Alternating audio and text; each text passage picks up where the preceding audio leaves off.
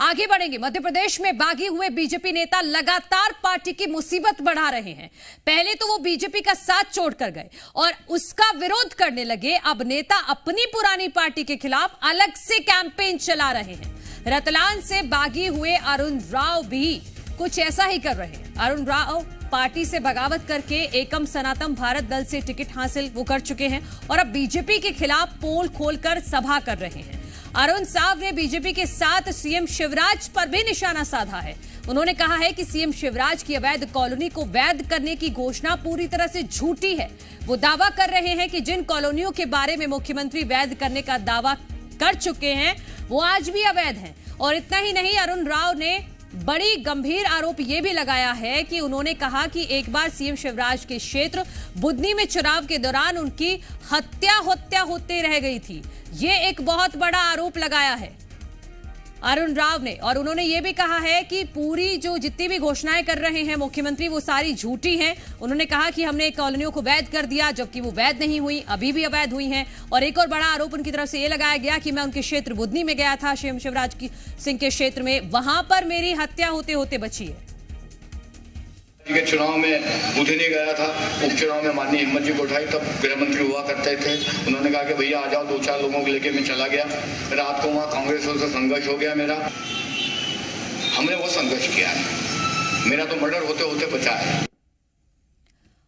जी media संवाददाता चंद्रशेखर सोलंकी हमारे साथ जुड़े हैं, साथ ही प्रमोद हमारे साथ लगातार बने हुए हैं। प्रमोद से मैं बाद में समझूंगी कि इसके राजनीतिक इफेक्ट क्या होंगे, बागियों से कैसे निपटेगी बीजेपी। लेकिन चंद्रशेखर, आपसे मैं समझती हूं कि रतलाम जब पहुंचे अरुण राव तो उन्होंने 2 गंभीर आरोप लगाए हैं।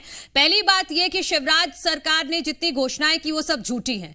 इस दावे में कितनी सच्चाई है कि जितनी कॉलोनियों को वैध बताया गया वो आज भी अवैध है। और दूसरी बड़ी बात, उन्होंने पर्सनल अटैक की भी की कि मैं जब बुधनी गया तो मेरी हत्या कराने की साजिश तक रची गई थी।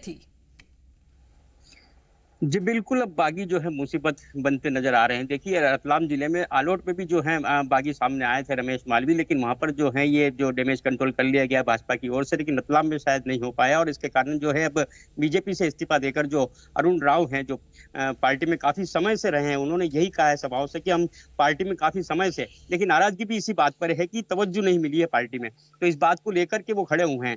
देखिए, आरोप भी बड़े गंभीर हैं। किस तरीके से वो कह रहे हैं, खुद जो बीजेपी पार्टी में इतने सालों से रहे हैं उनका कहना है कि मुख्यमंत्री जो घोषणा कर रहे हैं वो गलत है, झूठी है। पिछले साल ही जो महापौर चुनाव हुए थे तब उन्होंने रतलाम के जो धान मंडी में घोषणा की थी कि जो अवैध कॉलोनियां उनको वैध कर दिया जाएगा, लेकिन अरुण राव का कहना है कि कोई भी जो कॉलोनी है वो वैध नहीं हुई है, उन्हें जो है नियमों के तहत नियमित किया गया है। इस तरीके से जो है उसमें कुछ सुविधाएं जो उपलब्ध हो जाएगी, लेकिन जो प्लॉट है, उनकी जो मकान है वो नहीं बन सकेंगे। इस तरह के कुछ नियम का वो दावा कर रहे हैं कि ये जो जानकारी, जो घोषणा है वो सीएम की वो गलत है। तो देखिए, अभी सभाएं शुरू हुई है और ये जो बागी नेता हैं और भी जो है आरोप लगाएंगे और भी जो है पोल खोल इस तरीके से जो है करेंगे। लेकिन बड़ा गंभीर आरोप दूसरा ये भी लगाया है कि किस तरीके से उन्होंने पार्टी के लिए काम किया है, पार्टी के लिए संघर्ष किया है, कि जब वो बुधनी में पहुंचे सीएम शिवराज के कोई उपचुनाव के तहत, जब तो वहां पर जो है इस तरह की स्थिति बनी कि कांग्रेस ने उन्हें घेर लिया और उस तरीके से वहां पर जो है वो लहूलुहान हो गया। 3 महीने में बाद जो है वो बिस्तर से उठ पाए थे। इस तरह की बात उन्होंने बंद से कही है कि उनकी जो हत्या है वो तक हो सकती थी वहां पर। इस तरह का संघर्ष जो उन्होंने भाजपा के लिए किया है। तो इस तरह की जो बातें हैं सामने बागियों के द्वारा आ रही है, आगे और भी किस ठीक है चंद्रशेखर, प्रमोद से समझते हैं कि प्रमोद, अगर इस तरह से बागी, अरुण राव तो सिर्फ एक चेहरा है, अरुण राव की तरह ही अगर और भी बागी इस तरह से शिवराज सरकार की पोल खोलने लगेंगे तो फिर तो दिक्कत हो जाएगी बीजेपी को। पोल नहीं, भंडाफोड़ कर रहे हैं ये तो।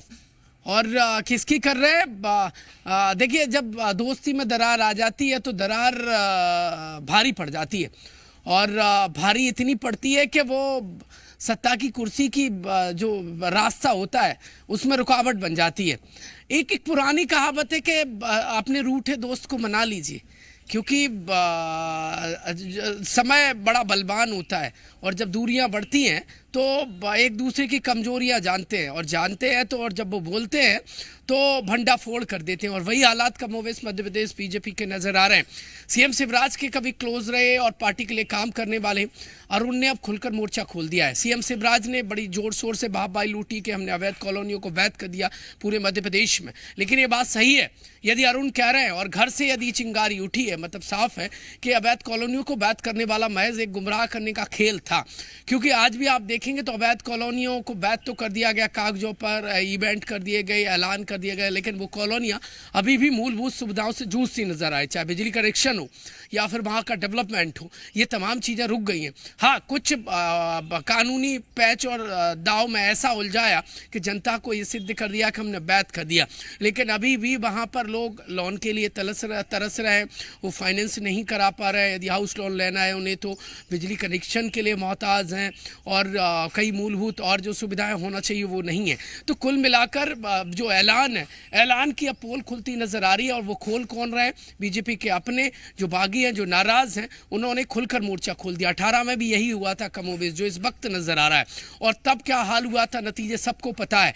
और बीजेपी बहुत अच्छे से जानती है कि मध्य प्रदेश में एंटी इनकम्बेंसी बड़े पैमाने पे, हालांकि देखिए आप देखिए गाय बगाए लाडली बहना का ऐलान कर दिया जाता है। ऐसा लगता है मध्य प्रदेश में महिलाओं पर फोकस है, कैसे भी करके। बिल्कुल फोकस तो है। ठीक है प्रमोद, बहुत शुक्रिया आपका भी हमारे साथ जुड़ने के लिए। चंद्रशेखर, आपका भी बहुत बहुत शुक्रिया। और राजनीति में कहा भी जाता है कि दुश्मन को दोस्त से ज्यादा करीब आप रखिए, तभी आप सारे दाव पेच समझ पाएंगे। लेकिन यहां भारी पड़ सकता है रतलाम में। अरुण राव अगर पोल खोल रहे हैं, भांडाफोड़ कर रहे हैं शिवराज सरकार का, तो